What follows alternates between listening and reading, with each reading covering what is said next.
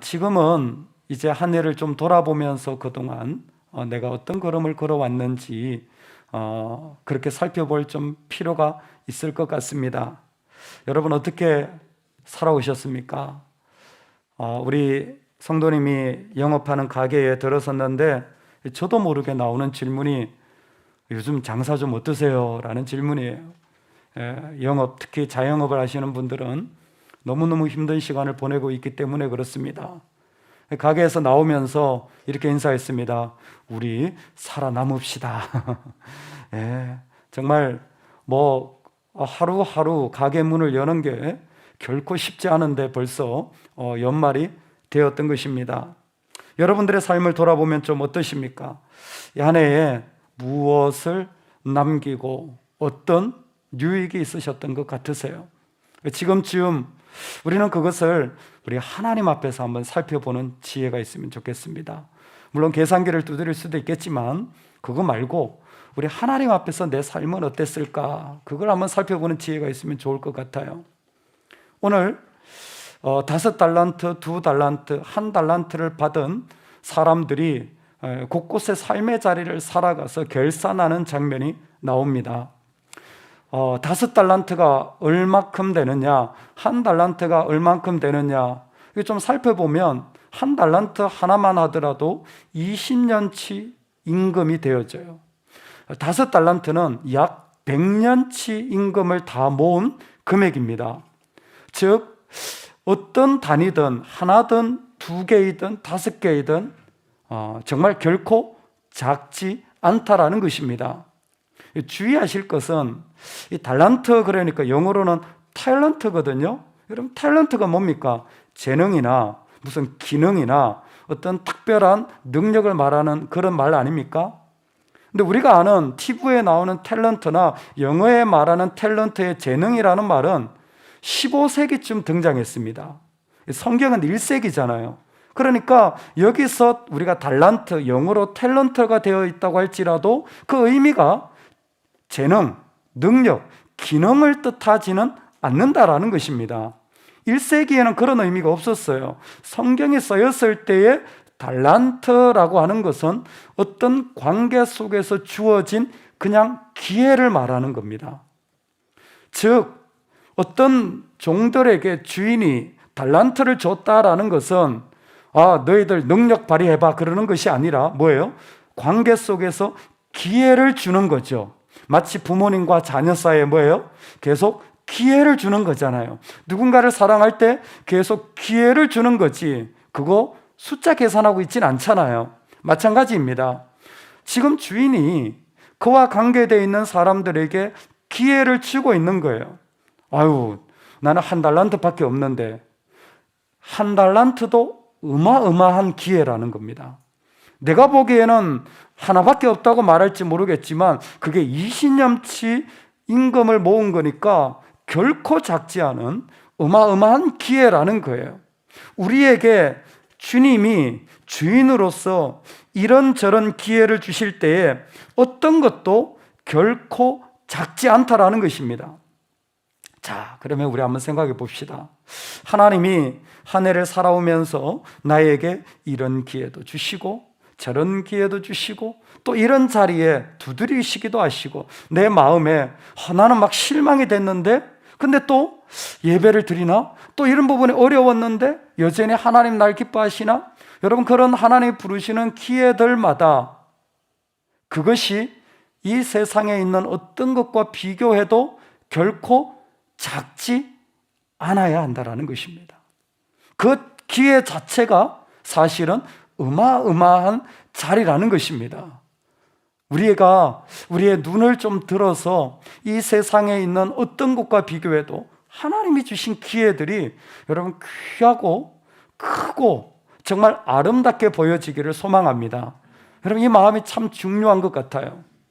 그렇게 달란트를 준 것입니다. 그렇게 5명에게 줬어요.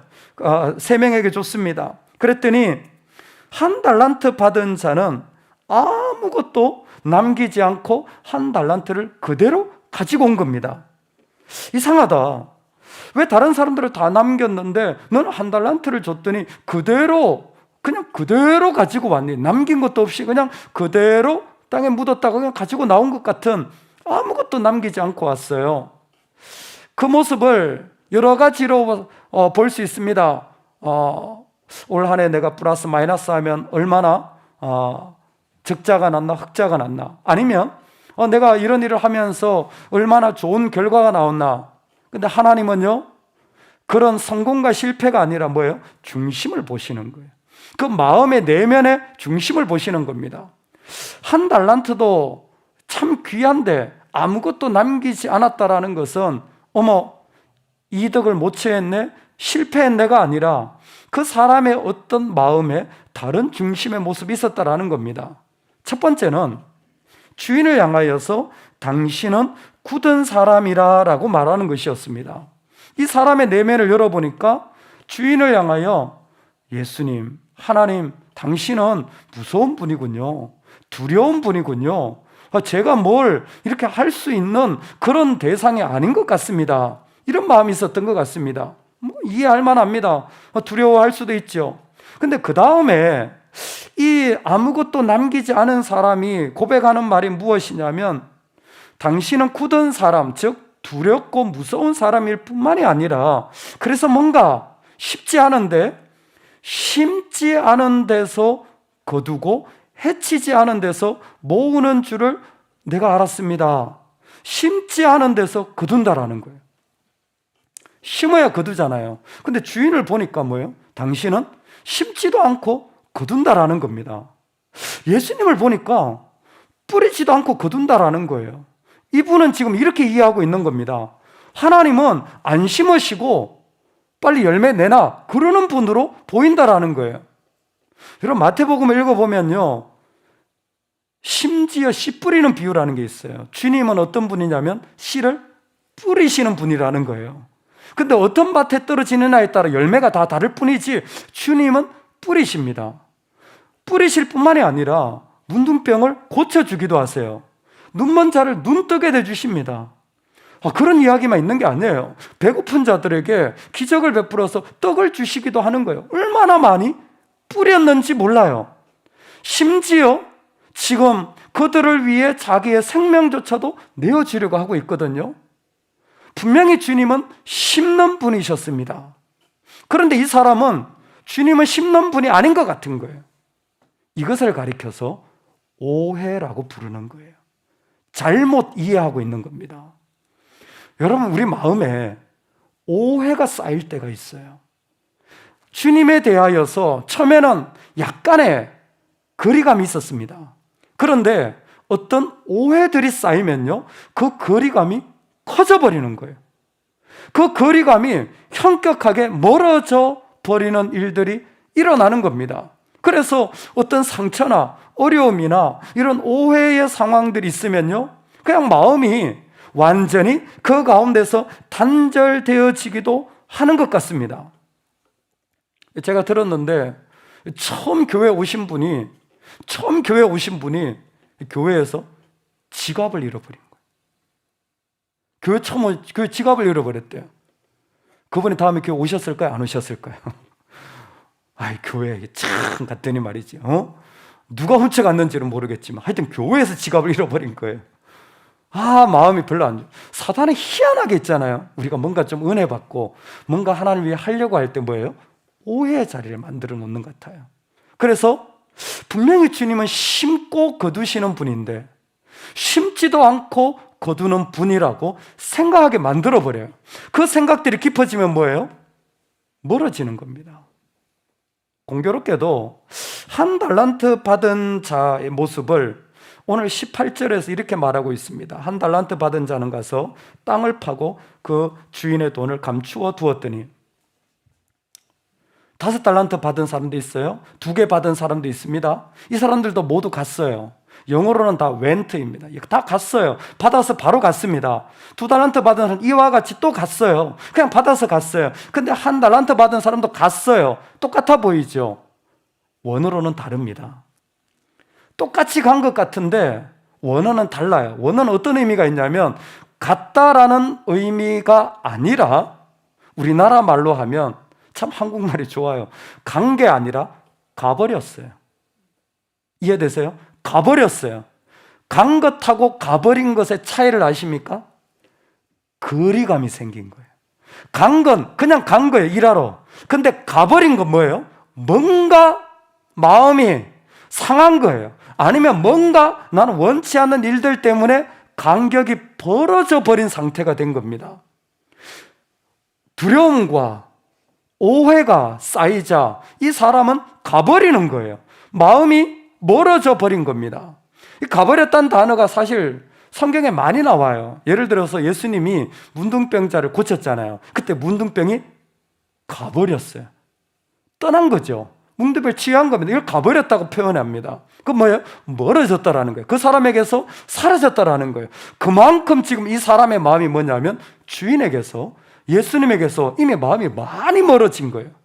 얼마나 멀어졌냐면 도무지 예수님하고는 거의 상관이 없는 이야기를 많이 할 정도로. 교회에 대한 이야기, 사람에 대한 이야기는 많이 하는데 정작 예수님에 대한 이야기가 사라져버린 거예요. 예수님에게서 많이 멀어져 버린 거예요. 이게 이 한 달란트 받은 자의 모습이었습니다. 거리를 둔 이 사람은 나만 가지고 있고 내 생각과 내 땅에 묻은 것으로만 살았던 것 같습니다.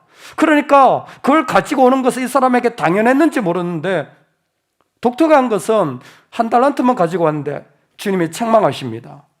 그러며 악하고 게으른 종아, 너는 바깥 어두운 데서 슬피 울며 이럴 갈미 있으리라는 책망과 저주의 말씀을 하세요.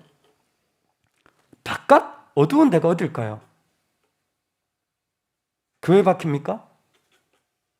주님이 안 계신 곳이 바깥 어두운 데예요.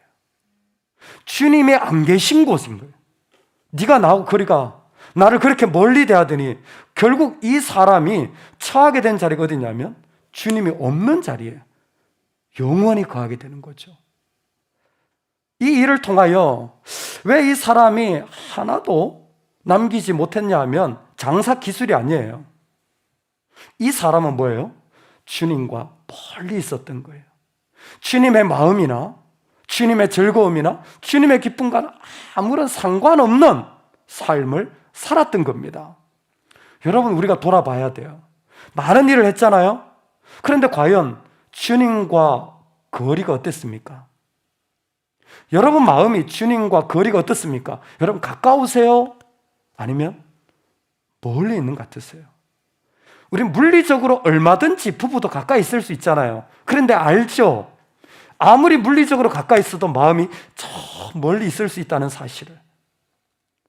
우리 모두는 주님과 아무리 보이지 않는다고 할지라도 얼마나 가깝게 살아갈 수 있는지를 신앙생활을 통하여 또 알 수도 있습니다. 우리가 결산해야 될 거는 주님과 거리가 지금 어떠냐는 거예요. 내가 무슨 일을 얼마나 잘했느냐, 와 내가 이거 성공해가지고 하나님께 박수 올려야지. 여러분, 그건 주님 앞에 영광이 안 돼요. 주님이 제일 기뻐하시는 자리는 뭐예요? 주님과 마음의 거리인 거예요. 그 사람이 낙심하고 실패했을 때에도 그 거리가 어떤가, 어려운 일을 당했는데도 그 거리가 어떤가를 통하여 주님은 그 달란트를 판단하시는 분이십니다. 우리 마음의 거리가 주님과 어떤지 좀 살펴보고 우리 그것을 다시 한번 돌이키는 은혜가 있으면 좋겠습니다. 오늘 말씀에는 한 달란트 받은 사람도 있지만 동시에 5달란트와 2달란트를 받은 사람도 있습니다. 이 5달란트와 2달란트를 받은 사람의 특징은 무엇이냐면 5달란트를 남겼고 2달란트를 남겼다라는 것입니다. 2달란트와 5달란트를 남겼다라는 거예요. 야, 어릴 적부터 교회를 다니면서 12월이 되고 크리스마스가 되면 또 달란트 비유를 들으면 참 많이 들은, 누구나 알고 있는 표현 아닙니까? 5달란트와 2달란트를 남겼다. 여러분, 그런데 이 익숙하고도 당연한 것처럼 보이는 이 남겼다라는 표현이 참으로 놀라운 표현이더군요. 5달란트를 남겼다라는 것은 다시 말하지만 이만큼 이윤을 남겼다라는 게 아니에요. 결과의 성취를 냈다라는 게 아닙니다. 인생에 항상 결과가 있는 게 아니에요. 결과가 없다고 실패한 것도 아니고 결과가 있다고 그 사람이 성공한 것도 아닙니다. 그건 절대로 판단 기준이 돼서는 안 됩니다. 할렐루야. 할렐루야. 여러분, 우리의 일들이 결과, 그 유익과 계산기로 판단되어지지 않아요. 이거는 남겼다라는 것은 어머 네가 5개를 남겨서 장사를 잘했구나라는 게 아니더라고요. 이건 초대교회의 성교의 언어더라고요.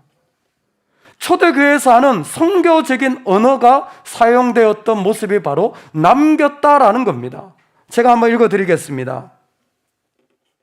죄가 있더라도 믿음의 권면을 하라. 그가 들으면 네가 형제를 얻으리라. 남기리라. 내가 자유하나 스스로 모든 사람에게 종이 된 것은 더 많은 사람을 얻고자 함이라. 남기려고 함이라. 내가 모든 것을 해로 여김은 그리스도를 아는 지식이 가장 고상하기 때문이라. 내가 그를 위하여 모든 것을 잃어버리고 배설물로 여김은 그리스도를 얻고, 내가 다른 걸 다 포기하더라도 나는 그리스도를 남기려고. 아내들아, 이와 같이 자기 남편에게 순종하라. 이는 혹 말씀을 순종하지 않는 자라도 말로 말미암지 않고 그 아내의 행실로 말미암아 구원을 받게 하려 함이니, 똑같이 구원을 남기려고 합니다. 남긴다라는 것은 한 사람이 살아갔는데 그 사람을 통하여 다른 사람이 살아나게 된 모습인 것입니다. 남긴다라는 것은 한 사람이 인생을 살아가는데 그 가운데 예수 그리스도의 구원의 역사가 일어난 게 남겨진 거예요. 지금 이 사람에게 5달란트가 남겨졌다라는 것은 무엇이냐면 그만큼의 많은 어떤 일들과 상황들을 통하여 영혼이 그 어둠 가운데서 건지움 받고 살아나게 되고 일어나게 되었다라는 그런 표현을 하는 것입니다. 놀랍지 않습니까? 지금 주님이 보시는 것은 그 땅 가운데서 사람들이 일어난 그 자리를 그들에게 도전하고 묻고 확인하는 것인데, 이 사람들은 달란트를 남길 수 있었습니다. 못 남긴 사람도 있는데 남긴 사람이 있었어요. 와, 나는 해도 이 거리감이 안 좁혀져서 힘들던데 어떤 사람은 어떻게 남겼지? 5달란트가 적은 양이 아니잖아요. 100년치, 아니 차라리 20년치도 적지 않지만 적게 받아서 적게 남기는 게 훨씬 쉬운 일이잖아요. 많이 받았는데도 많이 남겼어요. 어떻게 이 사람들은 남길 수 있었을까요? 어떻게 이 사람들은 그 어려운데도 살아나고, 아니 그 조그만 것 가지고, 아니 그런 상황 속에서 실패인 것 같은데 오히려 행복하고 감사하고 영원히 살아날 수 있었을까요? 주님이 보시는 거예요. 다시 말씀을 드리지만 얼마나 높은 자리 갔느냐 아니에요. 우리는 그것으로 이 땅을 정복할 수 없습니다. 그 안에 주님이 남기신 성령으로 말미암아 살아나는 자리가 중요한 거예요. 어떻게 남겼나요? 봤더니 공교롭게도 5달란트 남긴 자나 2달란트 남긴 자의 공통점이 있는데 뭐예요? 칭찬이 같아요. 착하고 충성된 종아, 내가 적은 일에 충성하였으니 내가 많은 것을 내게 맡기리라. 와, 이것만 해도 적지 않은데 뭐예요? 더 주는 거예요. 어떤 사람은 더 받으면 좋을 수가 있고 어떤 사람은 부담이 될 수도 있습니다. 그런데 이 사람들은 부담이 되진 않았던 것 같아요. 왜냐하면 내가 5달란트를 남겼으니 이걸 더 주겠다. 그러고 나서 뭐라고 합니까? 너는 주인의 즐거움에 참여할지어다 라고 말하는 거예요. 사실 여기서 주인의 즐거움이라고 하는 것은 지금 예수님께서 이 땅에 오시는 초림, 그리고 다시 오시는 재림, 파루시아입니다. 재림 때까지 우리한테 맡기시는 모습을 말씀으로 설명해 주시는 것이고, 주님이 이 땅에 다시 오실 때 뭐예요? 그들에게 주인의 즐거움이라고 하는 것은 영원히 사라지지 않는 천국의 기쁨을 그들과 같이 하겠다라는 거예요. 그런데 당장 이 본문에서 보자면 지금 이 사람들이 5달란트를 받은 자나 2달란트를 받은 자나 그들이 남겼을 때 가지게 된 모습이 무엇이냐면 주인의 즐거움, 주인이 주는 즐거움을 받아 누리는 존재로 지금부터 계속해서 언제 영원한 즐거움에 이르는 때까지 가게 되리라는 것입니다. 쉽게 설명하면 어떻게 이 사람들은 이 어려운데 이렇게 힘든데 즐거운 이 마음으로 그 달란트를 남길 수 있었습니까? 하나예요. 그들의 이전의 삶에 어떤 자리에 있건 그들의 마음에는 여전히 주인의 즐거움이 있었던 것입니다. 주인의 즐거움이 있었던 거예요. 한 사람이 거리가 있었다면 이 사람들은 그 거리가 없습니다. 오히려 반대로 주인의 즐거움이 그들이 받는 최고의 축복인 거예요. 왜? 그것으로 살았기 때문에. 주인의 즐거움은 주님이 주시는 겁니다. 그 주인이 주는 즐거움이 나의 즐거움 되어진 거예요. 할렐루야. 오늘 말씀의 핵심입니다. 주님 앞에 설 때에 우리가 계산할 건 한 가지예요. 주님이 주신 기쁨이 나의 즐거움 되어졌는가? 나 이렇게 힘든데, 그런데 주님이 주님이 기뻐하시면 나도 기쁜 거예요. 주님이 기뻐하신다면 나 실패했는데, 그런데 뭐예요? 그 사람의 마음이 바뀌어지는 거예요. 기쁜 마음으로 채워지는 거예요. 할렐루야. 여러분, 이게 신앙이 가진 비밀이에요. 믿음은 주인의 즐거움에 참여하게 해주는 겁니다. 죄에 건지음받아 주인의 즐거움에 참여하고 영원한 즐거움으로 초대받는 거예요. 이 사람들에게 일어난 일이 무엇이냐면 바로 그 삶을 살아가면서 계속 뭐예요? 그 삶에 어떤 어려움이 있든지 간에 주님이 기뻐하신다면 내 기쁨이 된 거예요. 난 자존심이 상했어요. 난 너무 속상해. 난 너무 힘들어. 나는 탈진했어요. 그런데 뭐예요? 주님이 기뻐하신다면 이 사람들은 그 기쁨이 자기에게 쏟아져 들어오는 거예요. 이 사람들은 그 힘이 주인에게서부터 오는 능력이 부어지는 겁니다. 여러분, 이 신앙의 진리를 잊지 마시기 바랍니다. 우리가 주님을 믿을 때 여전히 하나님은 성령으로 충만하게 하여 주십니다. 성령으로 충만한 게 무엇입니까? 아버지 하나님의 기쁨에 우리를 초대하여 주시는 거예요. 내 상황을 보면 그렇지 않다고 할지라도 주님이 기쁘시면 나도 기쁜 거예요. 내 마음의 자리가 바뀌어지는 것입니다. 그게 남겨진 자리예요. 그게 우리가 복음을 전하는 방식입니다. 예수님 믿으세요라는 말도 필요합니다. 그런데 진짜 복음은 있잖아요. 내 안에 주님의 것이 내 안에 들어와서 나를 기쁘게 할 때에 그게 진짜 복음이에요. 왜? 그건 주님이 하신 일이거든요. 내가 한 게 아니거든요. 이게 살아있어요. 이 자리가 있어요. 얼마 전에 글을 읽었는데 그 스페인에서 투 경기를 하잖아요. 황소게 하는. 그래서 투사들이 이렇게 빨간 휘장을 들고 이렇게 같이 해서 뭐 경기를 하는 투 경기가 있잖아요. 황소가 있잖아요. 그 힘센 황소가 투사를 향해서 달려갈 때마다 황소에게는 코런시아, 스페인 말 같아요. 영혼의 안식처라고 불리는 자리가 있답니다. 일반인들은, 관중은 전혀 모른대요. 전문 투사들은 안 돼요. 황소가 코런시아라는 자기만의 공간에 들어간대요. 이게 물리적인 공간이 아니라 황소가 막 뛰어다니잖아요. 경기장을 막 뛰어다니다가 황소도 지치는 거예요. 걔가 항상 힘이 있지는 않잖아요. 지치면 뭐예요? 쉬어야 되잖아요. 그런데 순간적으로 황소가 자기를 쉬게 하면서 힘을 재충전하는 그 타이밍, 그때 그 순간을 코런시아라고 부르더라고요. 제가 찾아보니까 유명한 말이더만요.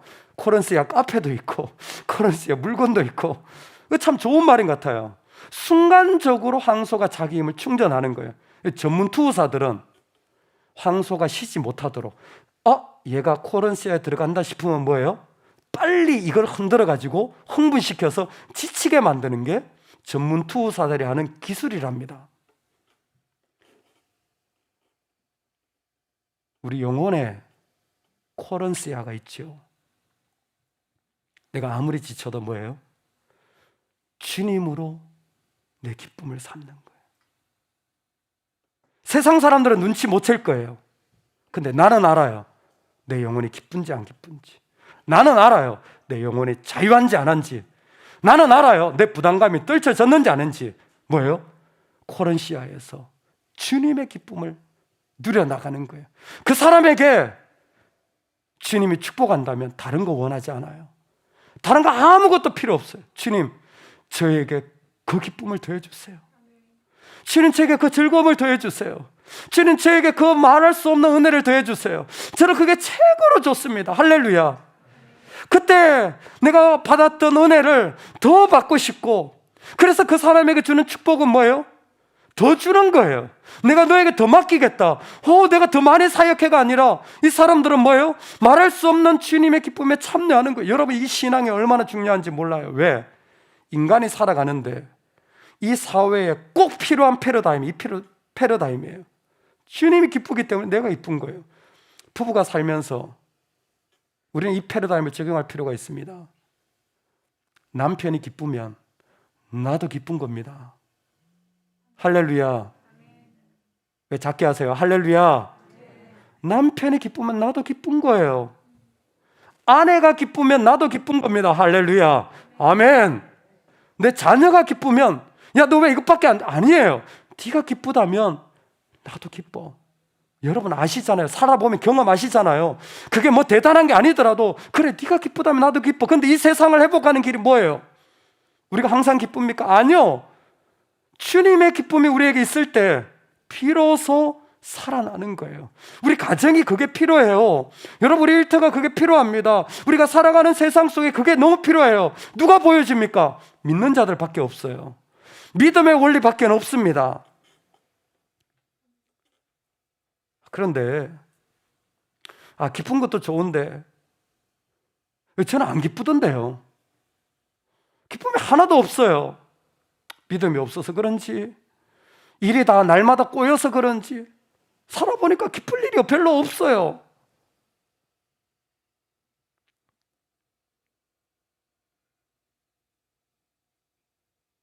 이 무익한 종을 바깥 어두운 데로 내쫓아라. 거기서 슬피 울며 이를 갈리라. 슬피 울며 바깥 어두운 데로 내어 던져진 것 같은 자리도 때로는 있습니다. 아무것도 없는 것 같은 어둠에 콕 처박혀가지고 나오지 못하는 것 같은 그런 아픔도 우리에게는 있습니다. 여러분, 그런데 그거 아세요? 달란트 비유는요, 남기라는 비유가 아니에요. 다시 말씀을 드리지만, 이윤을 만들어내고 이만큼 숫자를 만들어내라는 게 아니라 주님의 기쁨이 나의 기쁨 되면 살아난다라는 주님의 마음을 전한 것입니다. 이 이야기는 마태복음 5장에서 예수님이 복이 있을지어다 라고 산상수훈으로 시작한 예수님의 가르침의 결론 부분이 5장부터 시작해서 25장까지 옵니다. 25장이 되면 예수님의 가르침이 끝나요. 복이 있으리다 라는 가르침의 결론이 뭐냐면, 영생이 너희에게 있기를 원한다. 네가 영원히 살아있기를 원한다. 네가 영원한 생명을 누리기를 원한다. 지금부터 계속 너의 영혼은 살아나기를 원한다라는 메시지로 25장이 끝이 납니다. 죄인이라도 셀이라도 창기라도 인생에 어떤 실패에 있더라도 주님이 그 가운데 살리길 원하시는 거예요. 어떻게? 예수님 자신이 바깥 어두운 어둠으로 걸어가시려고 하시기 때문입니다. 예수님이 말씀을 하시고 어두운 사망으로 26장부터 십자가로 걸어 들어가시는 거예요.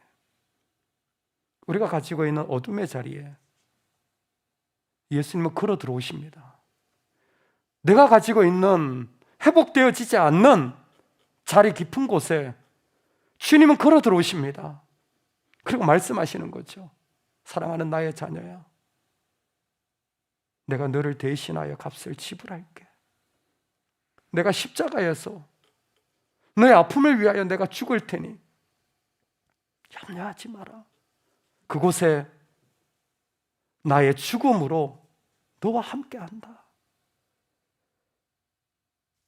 여러분, 주님 우리를 끝까지 사랑하여 주십니다. 주님, 우리가 어두운 가운데 있다고 할지라도 우리를 세워주시는 하나님이십니다. 그 속에서 자격 없는 우리를 여전히 그분의 사랑 가운데 인도하여 주시는 것입니다.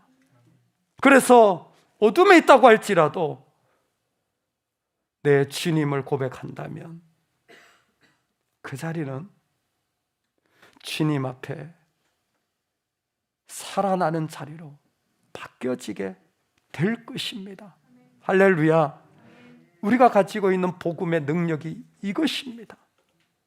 오늘 여러분이 좀 결산할 필요가 있을 것 같아요. 사실 하나님 많이 주셨는데 있잖아요. 어마어마하게 주셨는데 여러분 생각해보면 그러지 않으세요?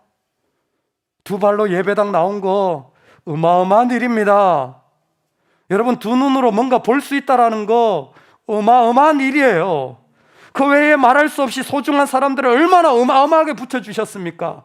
그런데 혹시 우리 마음이 간격이 좀 멀어져 있진 않나요?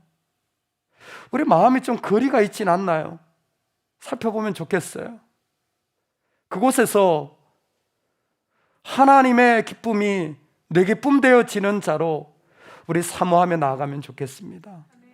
내가 아무리 어렵고 실패해도 주님이 기뻐하신다면 나도 기쁩니다. 주님이 원하신다면 나도 원합니다. 우리 그 자리로 들어갈 수 있는 믿음이 있으면 좋겠습니다. 때로는 어둠이 있을 수 있어요.